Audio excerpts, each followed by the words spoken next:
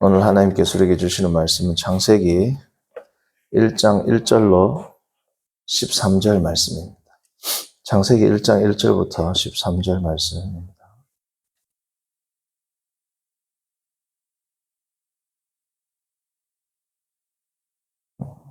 한 절씩 교독하고 13절 합독합니다. 태초에 하나님이 천지를 창조하시니라.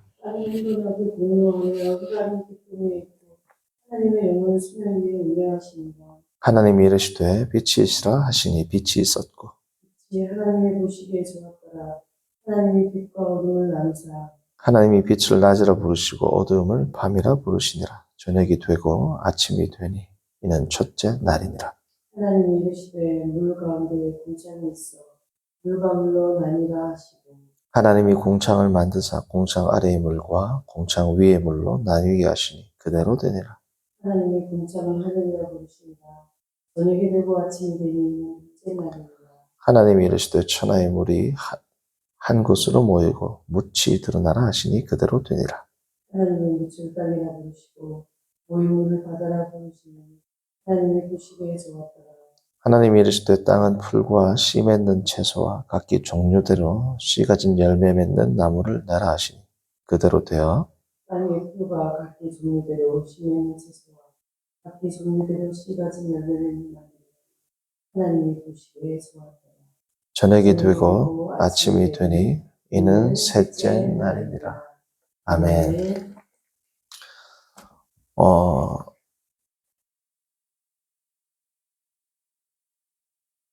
첫째 날부터 셋째 날까지의 창조 기사를 저희가 살펴봤습니다. 첫째 날, 둘째 날, 셋째 날, 이 창조의 기사는 또 넷째 날, 다섯째 날, 여섯째 날 창조와 대꾸를 이루는 상호 조응하는 방식으로 이루어졌다라는 것을 우리가 알 수 있고, 아마 그것은 이제 내일 또 말씀을 드릴 겁니다. 제가 초등학교 때 이제 학교에서 시험을 칠 때, 지금 우리 아이들도 배울 건데, 사람이 생활할 때 생활하기 위해서 꼭 필요한 3대 요소가 있다. 그게 뭐다? 그게 뭐다? 의식주. 그렇죠? 의식주를 들었습니다. 오늘 첫째 날, 둘째 날, 셋째 날 창조는 이 의식주보다 더욱 근본적인 우리 인간에게 필요한 3대 요소를 이야기를 합니다. 태초에 하나님이 천지를 창조하시니라. 1절 이 제목이라고 그랬잖아요. 태초가 뭡니까? 시간이죠, 시간.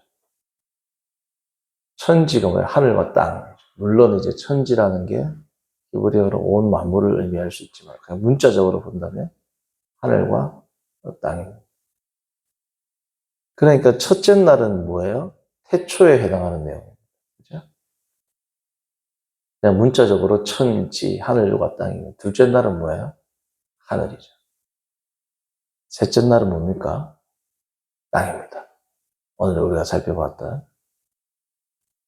자, 그러면 태초의 베레시트, 태초에 해당하는 것이 시간인데, 고대인들은 시간에 대한 개념을 물리적이거나 혹은 철학적, 내적 인식의 수단으로 생각하지 않았죠. 물리적인 개념도 아니었고, 시간이 어떤 관념적인, 산업적 형식에 해당하는 그러한 내적인 것도 아니었습니다. 철학적인. 그들에게 있어서 시간을 알 수 있는 것, 시간의 흐름을 알 수 있는 것은 뭡니까? 결국은 낮과 밤을 통하여 시간을 알게 되는 것이죠. 그래서 첫째 날 창조는 낮과 밤의 흐름을 통한 결국은 시간입니다. 이게 그렇죠? 첫째 날 시간. 인간에게 가장 필요한 첫 번째 요소가 뭐라는 거예요? 시간입니다. 시간. 낮이 되고 밤이 되는. 두 번째가 뭐냐? 천지, 천하늘이잖아요. 오늘 둘째 날 보면 하늘이 나옵니다. 궁창. 이 하늘이란 말은 라틴어 성경을 보면 피라멘툼도 있어요. 피라멘툼. 이 피라멘툼이 영어로는 firmament. 킹제임스 버전 같은 경우에 firmament는 뭐냐? 영어로 firm 하면 F-I-R-M, firm 하면 견고하다는 뜻이 있잖아요. 그렇죠? 하늘이라는 것은 두 가지 의미였어요. 이 샤마임이라는 이 히브리어는 두 가지 의미로 쓰일 수 있습니다. 어떤 성경에는 필라멘툼, 라틴어 필라멘툼에 대한 의미를 가져와서 firmament라고 번역하는 영어 성경이 있는가 하면 어떤 공간적인 개념을 의미하는 expanse라고 번역한 영어 성경도 있습니다. 그러니까 이 두 가지 의미는 어떤 의미냐? 첫 번째, 견고하다는 의미를 가지고 있는 것은 어떤 의미냐면 하늘이 단단하다라고 생각을 합니다. 왜 단단하다고 생각을 했을까? 제가 얼마 전에 이집트의 신관을 보았어도 물이 어디에 있어요? 하늘 위에 있죠. 하늘 위에 있다라고 생각한 이유는 뭐예요? 우리가 노아의 대홍수도 보면 하늘에 창이 열려 물이 떨어진다 그랬잖아요. 하늘이 있는데 이 틈을 통해서 물이 떨어지는 것을 비라고 생각했거든요. 고대인들은. 그러므로 하늘 위에 물이 있다라는 이 말은 물을 담으려면 뭔가가 딱딱해야 되겠죠. 그릇처럼.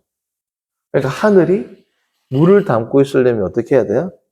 딱딱해야 되겠죠. 그래서 필라멘툼이라는 라틴어 풀게이트는 그런 단어를 쓴 겁니다. 왜? 물을 수용할 수 있어야 되기 때문에. 물이 아래로 떨어지지 않도록 받치고 있어야 되기 때문에 하늘이라고 할 때 첫 번째 개념은 단단하다라는 의미가 있습니다. 하늘 위의 물과 하늘 아래의 물을 나누었죠. 하늘 위의 물, 그리고 하늘 아래의 물이 있는데 이 하늘 아래의 물이 흩어져 있을 거 아닙니까? 그렇죠? 하늘 아래의 물이 있으면 쫙 나눠가지고 하늘 위에 물이 있고 하늘 아래의 물이 이렇게 쫙 온 지구를 덮고 있는데 이걸 한 곳으로 모이니까 어떻게 될까요? 깊어지겠죠. 그게 이제 바다가 되는 겁니다. 그렇죠? 이제 한 곳으로 모이니까 묻이 당연히 드러나게 되겠죠. 그게 뭐야? 땅이 되는 겁니다. 그게 셋째 날인 거죠. 자, 그런데 이 하늘 위의 물이라는 것은 지금 계속 창세기는 고대인들의 시각에 맞추어서 기록되어 있다 그랬습니다. 창조를 하는 것도 그렇고 어제 보았던 좋았더라라는 의미도 그렇고 하늘 위의 물도 마찬가지입니다. 그래서 하늘 위의 물이라는 것은 이것은 이제 어떻게 보느냐에 따라서 학자들에 따라서도 분분할 수 있는데 전통적으로 우리가 생각해 왔던 하늘 위에 물이 있다라고도 생각이 되고 되고 인간이 죄를 범하기 전 노아의 홍수가 일어나기 전에는 우리가 예전부터 들었던 대로 하늘 공창 위에 뭐예요? 물이 있었다. 대기권처럼 물이 쫙 있었다라는 겁니다. 그런 의미로 사용되었다. 그러니까 우리가 노아 홍수 이전의 지구의 상태는 우리가 모르잖아요. 오직 이 창세기에 기록된 것을 통해서만 알 수 있는데, 유추할 수 있는데, 그래서 노아의 대홍수가 있기 전에는 공창 위에 물들이 있었다. 아니다. 이건 좀 고대인들을 향해서 쓴 글이기 때문에 하늘 위에 물이라는 것은 구름을 의미했다. 그들은 구름에서 비가 떨어진다라는 것들은 시편에 나오는데 그건 약간 후대거든요. 시편만 하더라도 후대지 않습니까? 다윗의 시편, 다윗이라면 1000년, BC 1000년이거든요. 그렇죠? 그래도 어느 정도 바벨론이라든지 이런 데에서 과학이 어느 정도 발달을 했을 때. 그러니까 구름에서 비가 온다라는 것을 알고 있는 표현들이 시편에는 나옵니다. 구름에서 비를 내리고 이런 표현. 그런데 창세기를 기록할 때만 해도 훨씬 더 고대였잖아요. 그렇죠? 그러니까 구름에서 비가 온다라는 생각을 못 했죠. 고대인들은. 뭐 BC 2000년, 3000년, 4000년 이럴 때는 고대인들은 하늘에 위에 물이 있고 거기에 틈이 있으면 창이 열리면 그 틈으로부터 오는 게 뭐라고 생각했다고요? 비라고 생각했기 때문에 그들의 사고에 맞추어서 기록을 해서 하늘 위에 공창이 있고 공창 위에 하늘 위에 공창이 있다는 게 아니라 하늘 곧 공창 그 위에 물이 있다라고 표현을 한 거지. 지금 원래 우리 지금 과학적 사고를 하는 우리 입장에서 볼 때는 공창 위에 물이라는 것은 결국은 뭐라는 겁니까? 구름이라는 겁니다. 구름에서 비가 오니까. 그러니까 노아 대홍수는 뭐예요? 지하수, 땅 밑에 있는 지하수가 터지고 하늘에 있는 구름으로부터 계속 비가 왔다는 거예요. 어떻게 해서 그렇게 비가 많이 옵니까? 과거에는 구름이 많이 있을 수 있는 것이고, 그렇죠? 지금은 구름이 있을 때 이렇게 큰 홍수는 나지 않습니까? 라고 이야기를 하잖아요. 그렇죠? 그거는 하나님이 홍수로 멸하지 않겠다는 하나님의 약속이 있었던 것이고, 그죠? 구름을 통해서 얼마든지 하나님께서는 비를 많이 내릴 수 있습니다. 오병이어도 하시는 하나님, 예수 그리스도께서. 오병이어. 물고기 2마리와 보리떡 5개로도 수천 명을 먹이는 그 기적이라면 한정적인 구름에서 계속적인 비가 올 수 있는 거죠. 그러니까 지금 제가 여기서 말씀드리고자 하는 게 뭡니까? 공창 위에 물이 실제로 공창 위에 물이 있는 실제적 표현일 수도 있고 고대에는 홍수 이전에는 실제로 물이 있었다. 하늘 위에. 혹은 이것은 문학적인 표현이기 때문에 고대인들은 하늘 위에서 물을 통해서 비가 온다고 생각했기 때문에 이렇게 표현한 것이지 오늘날의 사고로 본다면 구름을 의미한다 라고 이야기를 할 수 있다라고 보는 두 학자들이 있는 겁니다. 이해는 되셨죠? 창조라는 개념도 그들에게 맞춰서 그들은 이렇게 이해했을 것이다. 때문에 공창 위의 물도 실제로 물이다 아니면 구름이다. 문학적 표현이다. 이렇게 나누십니다. 어쨌든 첫째 날은 낮과 밤을 통한 시간의 흐름, 시간이 처음이고 둘째 날은 하늘입니다. 특별히 하늘 위의 물. 하늘 아래의 물은 하늘 아래의 물이 질서가 잡히는 것은 셋째 날이죠. 그러니까 셋째 날에 뭐예요? 바다가 되고 땅이 되는 겁니다. 둘째 날은 단순히 하늘 위의 물과 하늘 아래의 물. 아직까지 완전히 질서가 안 잡혔어. 그래서 뭐예요? 보시기에 좋았다라는 말이 없는 겁니다. 둘째 날에. 왜냐하면 그냥 물이 나눠졌을 뿐이지 하늘 위의 물과 하늘 아래의 물은 어차피 지금 하늘 아래는 다 물이란 말이죠. 아직 이 혼돈의 상태가 지속되고 있는. 그래서 하늘이라는 것은 첫 번째 단단하다라는 의미가 있는 것이고 물을 나눠야 되니까. 두 번째는 무슨 의미가 있냐면 영어 성경에서 어떻게 번역하는 게 있다고 expanse 뭐라고 공간 개념입니다. 그러니까 하늘은 단단하다라는 개념과 동시에 하늘 위의 물, 하늘 아래의 물, 하늘과 그리고 지금 땅이 있죠. 하늘과 땅 사이에 있는 이 공간을 뭐라고 부른다고요? 하늘이라고 부르는 거예요. 그래서 단단하다는 개념과 뭐라고요? 공간의 개념, 이 샤마임, 하늘이라는 개념에 둘 다가 녹아져 있다. 이 샤마임이라는 히브리어에서 단단하다라는 걸 강조하는 영어 성경은 필라멘툼에서 나온 firmament라는 단어를 쓰고 공간의 개념, 왜냐하면 이 공간이 있으니까 하늘에 새들이 나는 거죠. 그렇죠? 이 공간의 개념을 강조한 것은 expanse라는 번역으로 사용을 했다. 하늘은 두 가지 개념입니다. 근데 이게 중요한 게 뭐냐? 첫째 날은 시간입니다. 그죠? 둘째 날은 하늘에는 뭐가 있다고요, 지금? 비가 내립니다. 창세기 1장과 2장을 보면 하늘에는 하나님이 사는 곳이 아닙니다. 하나님이 거주하는 장소는 창세기 1장, 적어도 1장, 2장에는 안 나오고 이후에 나오죠, 구약에서도. 창세기 1장과 2장의 샤마임이라는 이 단어를 살펴보면 하나님이 거하는 곳이 아니고 물리적 공간이에요. 물이 있고 해와 달과 별들이 하늘에 있고, 해와 달과 별들이 하늘에 달려있는 것으로 그들은 생각했습니다. 더 정확히는 하늘에 새겨져 있는 것으로 생각했어요. 그게 무슨 의미냐? 내일 보겠지만 어쨌든 하늘은 하나님이나 천사들이 거하는 장소로 그들이 생각 안 했어요. 창세기 1장, 2장에서만 1장, 2장, 3장을 한정해서 볼 때 하늘은 하나님의 거주한 장소가 아니라 새들이 있고 물이 있고 해와 달과 별이 있는 뭐예요? 장소가 하늘입니다. 그럼 하나님 어디 계세요? 땅에 있습니다. 창세기 1장, 2장, 3장을 보면. 왜요? 여섯째 날에 하나님께서 뭐 하셨다? 안식하셨다. 안식하셨다가 단순히 쉬다라는 개념이 아닙니다. 나중에 살펴보겠지만 어쨌든 우리가 여섯째 날에 안식하셨다라는 이 말을 통해서 우리가 알 수 있는 건 뭐냐? 하나님이 창세기 1장, 2장, 3장에는 하나님이 거하는 곳이 땅이었습니다. 창세기에서. 그러니까 하나님이 거니시는 소리를 듣고 아담과 하와가 숨죠. 하나님이 거니시는 소리를 듣고 하나님이 거닐다라는 걸 아는 것은 평소에도 하나님이 여기를 거니셨다는 거예요. 처음 들어보면 어떻게 하나님인 줄 아냐고. 그렇죠? 그러니까 더 중요한 것은 안식하다라는 이 말을 보면 하나님이 이때 이 표현을 보면 하나님께서 땅에 거하셨다는 것을 알 수 있습니다. 그건 그때 우리가 살펴보기로 하고.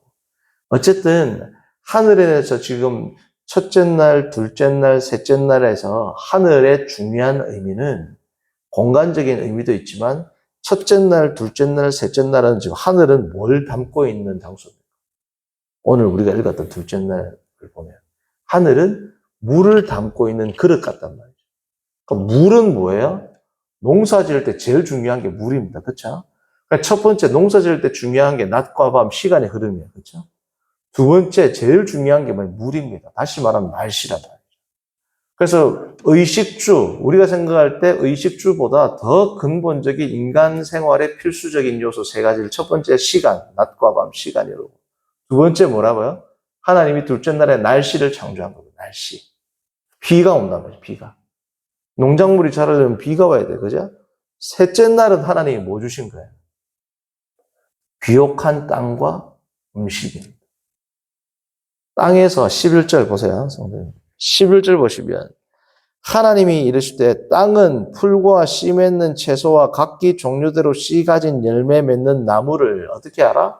내라. 하나님이 씨 맺는 나무를 땅 위에다가 창조하셨습니다. 안 썼습니다. 하나님께서 씨와 열매 맺는 나무를 만들었습니다. 이렇게 안 썼습니다. 뭐라고 하라고요? 땅한테 명령한 겁니다. 땅은 씨 맺는, 씨와 열매 맺는 나무를 뭐라고요? 내라, 산출하라, produce.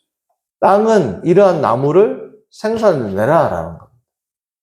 그렇죠? 자, 그러니까 셋째 날에 땅에서 지금 나오는 열매, 예를 들면 뭐 사과가 열릴 거 아닙니까? 예를 들면. 정확히는 모르겠지만 농사 짓지 않아도 먹을 수 있는 열매들이 있겠죠. 그 열매들이 열린다라는 것은 인간의 노동의 결과입니까? 이거는 그냥 하나님이 그냥 창조하신 거예요. 인간이 경작에서 나온 집 열매가 아니에요. 땅에서 열매를 맺도록 하나님께서 창조하신 겁니다. 그러니까 첫째 날은 시간, 둘째 날은 날씨, 인간이 살 수 있는 날씨. 셋째 날은 뭐예요? 음식 준 거예요. 태초에 이 타락하기 전에는 옷 필요 없죠. 집도 별로 필요가 없습니다. 기후가 너무나도 완벽한 기후였고 사람들로부터 죄가 없었기 때문에 침해 당할 위협도 없고 동물들로부터 나를 보호할 필요도 없고 그러니까 옷이라든지 집은 별로 필요하지가 않단 말이죠. 이때는 뭐 옷 자체가 없었잖아요. 타락하고 나서 주어진 게 옷이죠. 집도 필요가 없어요. 완벽한 뭐야? 환경이란 말이에요. 완벽한 환경에 자기를 보호할 필요도 없어요. 의식주가 아니라 더 필요한 것은 뭐였다? 시간과 날씨와 음식이었단 말이에요. 그렇죠? 자, 그러니까 오늘 이 말 특별히 11절을 보면 하나님께서 지금 인간의 노동이 필요 없는, 인간이 노동하지 않았는데도 지금 뭐가 열린다? 열매가 열리는 거죠. 음식들이 지금 생기는 겁니다. 자, 그러면 오늘날도 일하지 않아도 비가 와야 하나요? 비가 와죠. 우리가 일 안 하죠. 오늘날도 낮과 밤이 계속해서 바뀌죠. 오늘날도 나무가 자라고 풀이 자라고 열매를 맺죠. 뭐 지나가다 보면 밤나무, 감나무, 그쵸? 심자로 여러 가지 열매들이 있죠. 자, 그 말은 뭐예요? 오늘날도 하나님이 창조하신단 말이에요. 이 창조는 6일 동안만 일어난 게 아닙니다. 그렇죠? 오늘날도 계속 낮과 밤이 흐르고 비가 내리고 열매가 맺히고 풀이 자라고 똑같단 말이죠. 그래서 이러한 창조를 우리가 뭐라고 하면 지속적 혹은 계속적 창조라고 합니다. 그래서 하나님의 창조 사역은 태초에 천지를 창조하실 때부터 지금껏까지 뭐야? 멈추지 않는다. 인류의 역사가 끝나도 멈추지 않을 겁니다. 하나님의 창조 사역. 하나님이 창조를 계시하면서부터 계속해서 뭐야? 지속이 되고 있는 것입니다.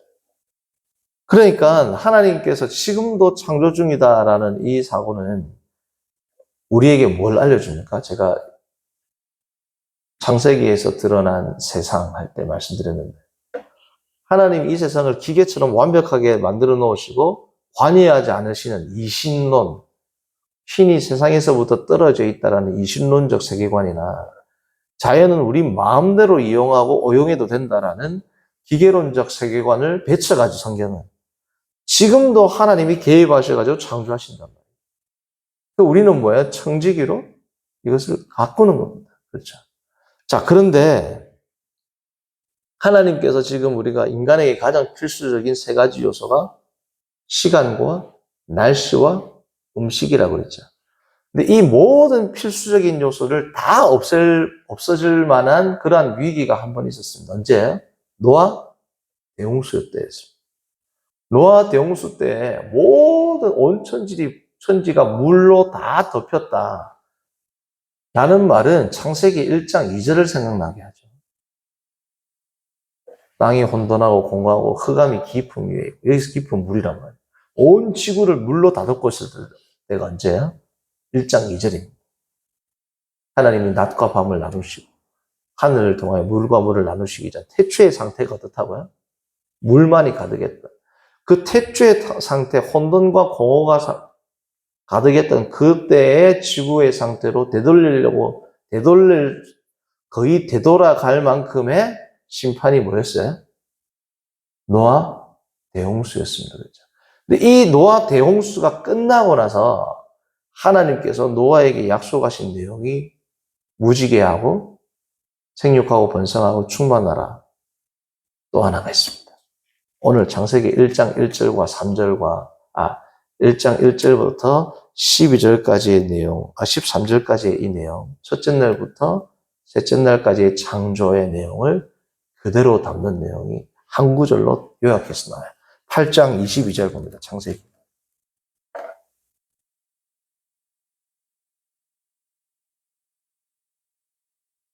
창세기 8장 22절 제가 읽어봅니다.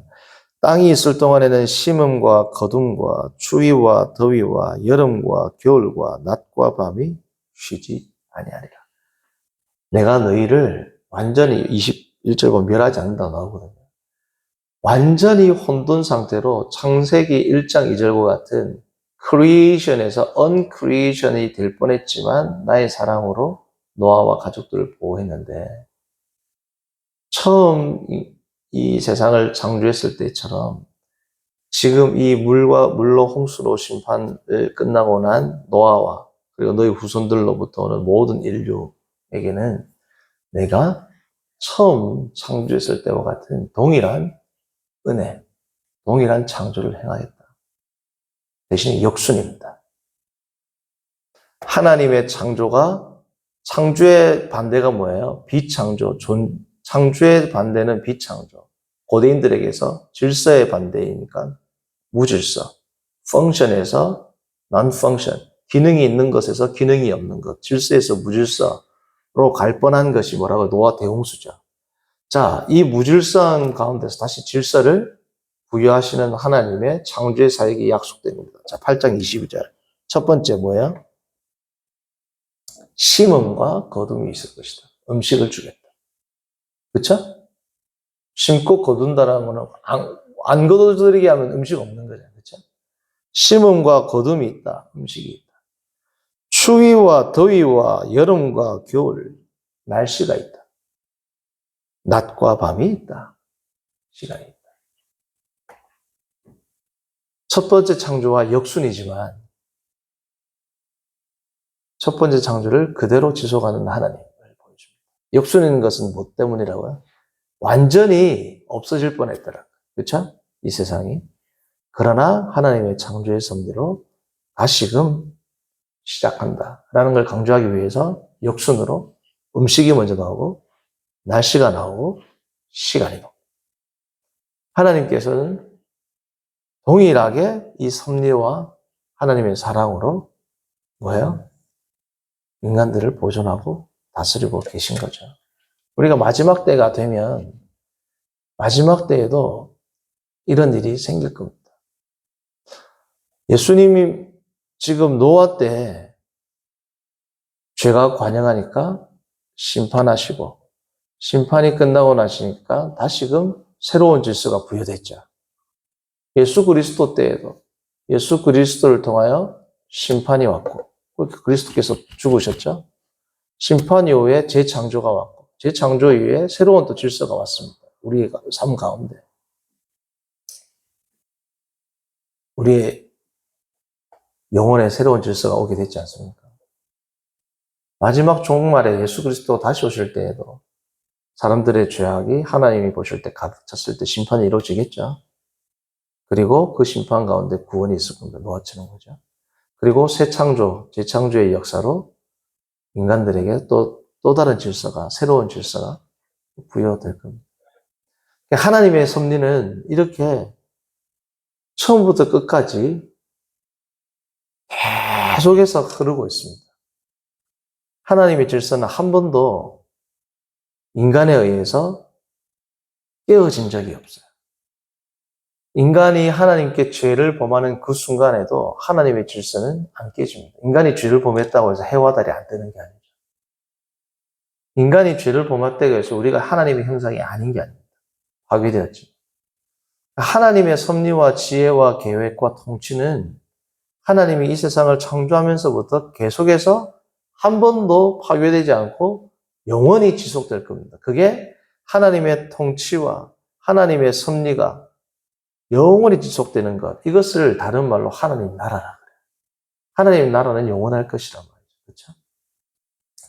우리의 인간은 변하고 우리의 마음은 변하고 모든 것들은 변해도 하나님의 통치와 하나님의 섭리와 하나님의 지혜와 하나님의 보존과 하나님의 창조와 하나님의 구속은 뭐예요? 영원하시다. 변하지 않는다. 오늘은 이 하나님을 찬양하길 바랍니다. 우리가 오늘은 각자의 개인의 기도의 제목으로 기도를 하시겠지만 그 이전에 잠깐이라도 기도하실 때 창조주 하나님에 대해서 찬송과 영광을 올려드리는 그런 기도를 했으면 좋겠어요. 하나님 당신의 창조를, 당신의 섭리를, 하나님 당신의 영원하신 계획을, 그 지혜를 찬양합니다. 하나님 창조주 되신 하나님, 구원자 되신 하나님, 당신의 섭리와 신실하심에 영광을 올려드립니다. 하나님 자체를, 하나님의 사역을, 특별히 하나님의 창조 사역을 이 시간 우리가 찬송하고 영광을 올려드리고 하나님을 높이는 그러한 기도를 한 이후에 각자의 개인 기도의 시간을 가지기를 부탁을 드립니다. 이 시간 기도합니다.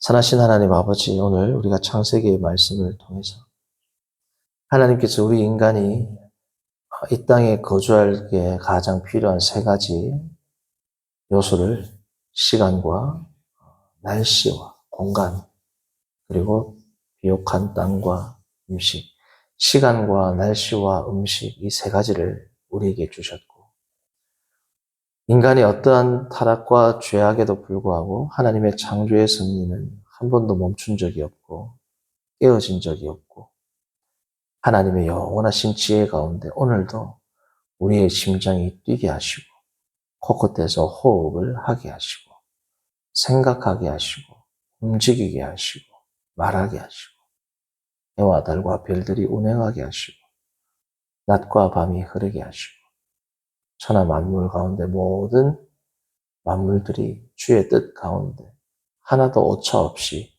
질서 있게 운행되고 있음을 이 시간 우리가 다시금 고백하고 그러한 창조의 하나님을 찬양합니다.